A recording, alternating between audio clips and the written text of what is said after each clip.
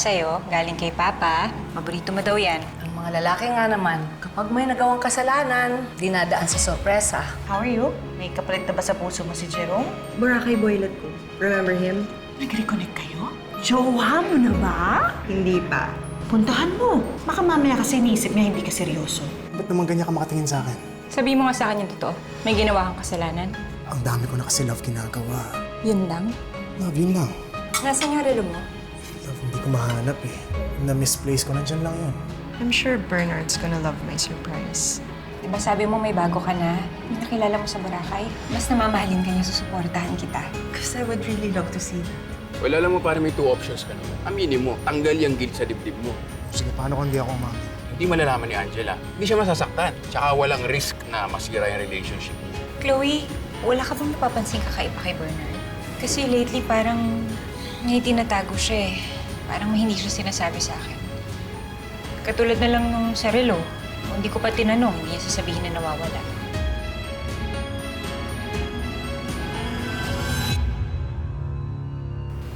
Alam mo, now that you mentioned it, parang may something ah.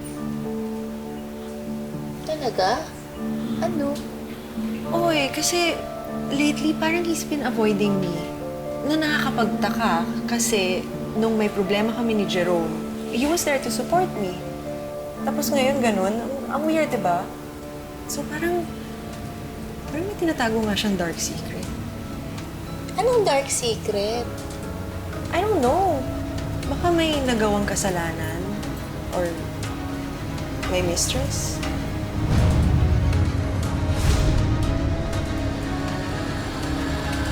Paano kung ikaw yung nasa sitwasyon ko? Hindi, yun nga, pipiliin mo ba option 1, nasabihin mo sa asawa mo o option 2, manahimik ka na lang? Naku. Kung ako daling ko lang sa hukay ito, pare. Kasi isipin mo ang swerte mo kaya sa asawa mo, dinadala ka pa ng pagkain. Sa tingin mo, walang mag-iiba kapag nalaman niya yung nangyari sa inyo ni Chloe. Ang laki talaga ng... Ang laki talaga ng kasalanan ko sa asawa ko. Parang ayoko lang talaga siya masaktan.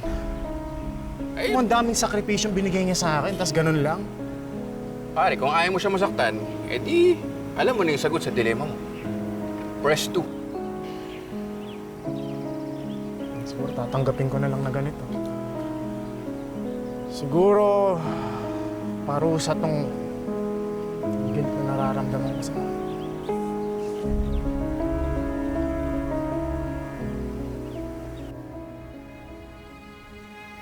Hindi gagawin ni Bernard sa akin. I know. Sinabi mo nga sa akin before, magkaiba sila ni Jerome.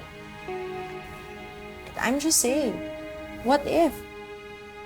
Malaki tiwala ko kay Bernard, Chloe. Pwede bang huwag mo na siya pag-isipan ng masama, please. Okay, tama na ha. Tapos na yung issue na yan, di ba? Mabuti pa, lumabas na lang tayo nila Gretchen. Ay, hindi ako pwede have something to do today eh. What if mamayang gabi na lang, magkita na lang tayo sa bahay mo, Angela? Okay lang ba yun? Mga dinner time, maybe? Promise, pupunta ako. Meron akong plans for dinner. Eh, gusto mo i-reschedule na lang natin. Ay, hindi. Ituloy niya na yan nila, Gretch. Tapos, tatry ko talaga humabol. Sige.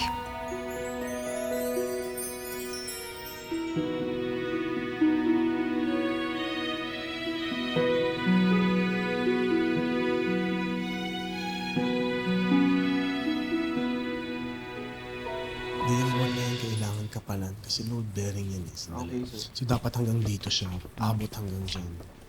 Yan. Hey. I have a surprise for you. Here. Thank me later. Yan ba yung pinadala ni Mrs.?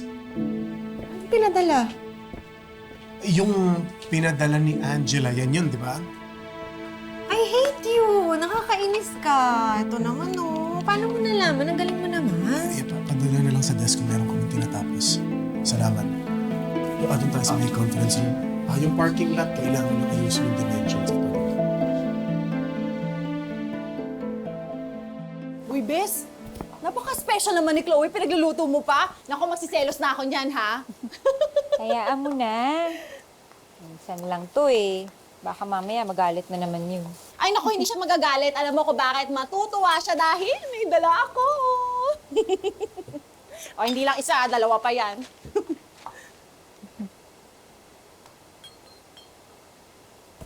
Bes, halika nga dito. Tigilan mo muna yan at umupo ka muna. Halika, usap tayo.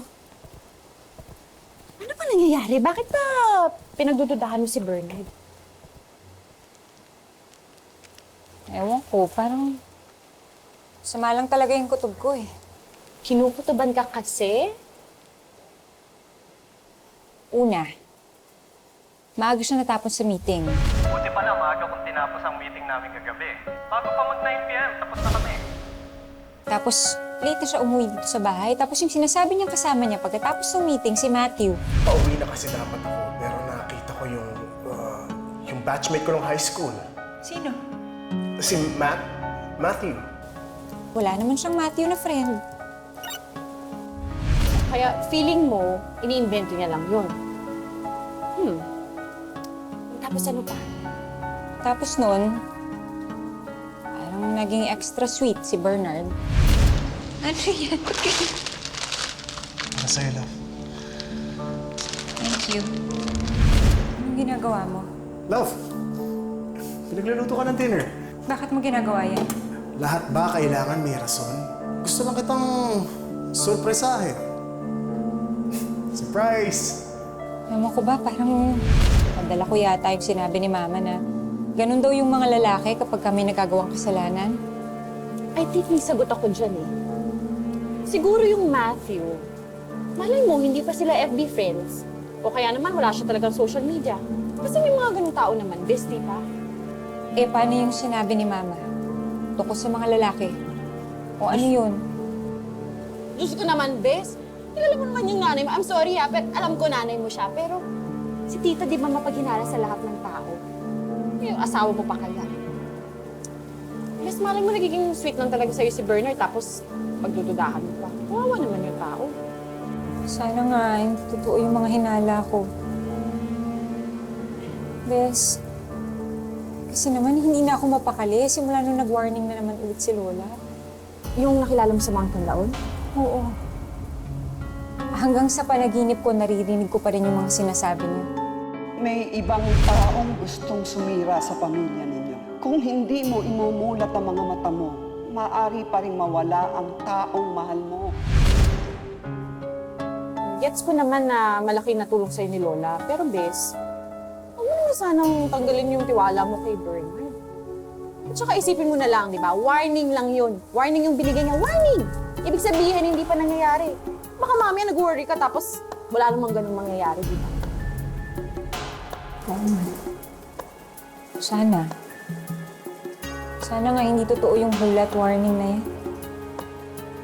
Alam mo, bes, umpisahan na natin to kahit wala pa si Chloe. Kasi parang mas kailangan mo pala. Grabe siya. Ano, kumuha ako ng basa ko.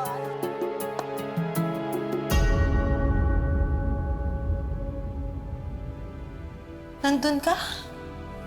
Nandun ka sa meeting place natin? Nung dumating ako. So, ibig sabihin gusto mo rin ako? Hindi ko napigilan yung sarili ko. Nadala ako. Hindi naman kita masisisi, di ba? Lalaki ka. Kartada Jess pa si Chloe.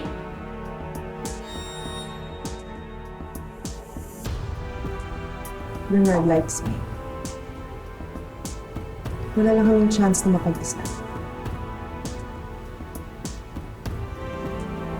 So I just need to find a way para makasama ko siya.